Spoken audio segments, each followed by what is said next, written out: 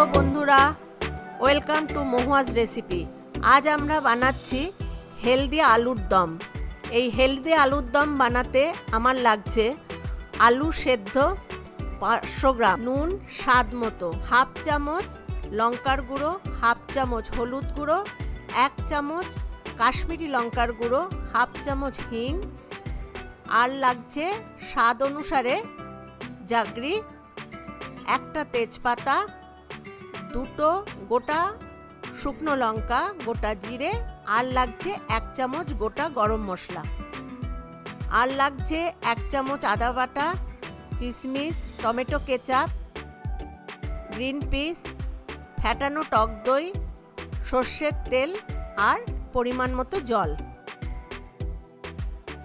এবার gas on করে কড়াইতে সর্ষের তেল দিয়ে দিলাম।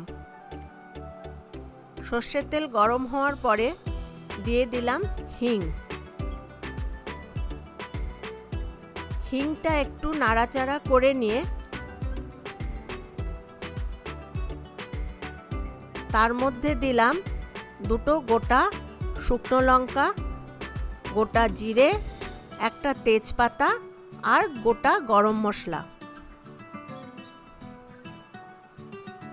সব মশলাগুলো ভালো করে ভেজে নিলাম।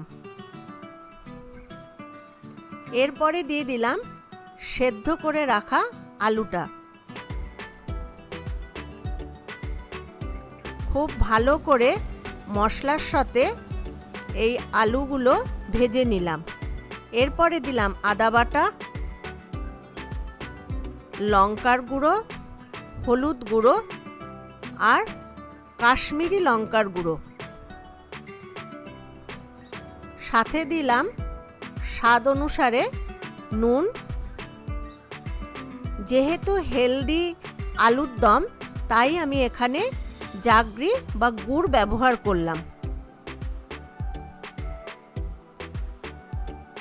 মশলাটা যাতে পুড়ে না যায়, আমি অল্প জল দিয়ে নাড়িয়ে নিলাম। ভালো করে কষালাম মশলার সাথে আলুগুলোকে। এরপরে দিলাম টমেটো কেচাপ,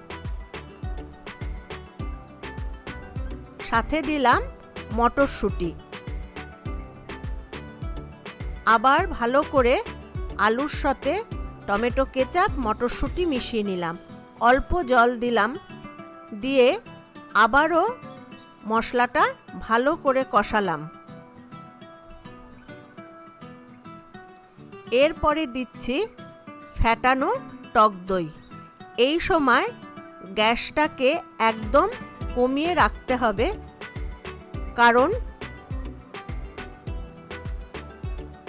দই যাতে কেটে না যায়। আবার ভালো করে আলুর সাথে দইটা মাখিয়ে নিয়ে কষিয়ে নিতে হবে। দিয়ে দিতে হবে কিশমিশগুলো।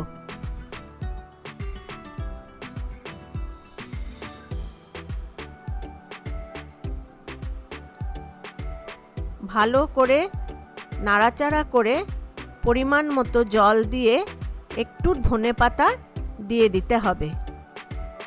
ব্যাস, তাহলেই তৈরি হেলদি নিরামিষ আলুর দম।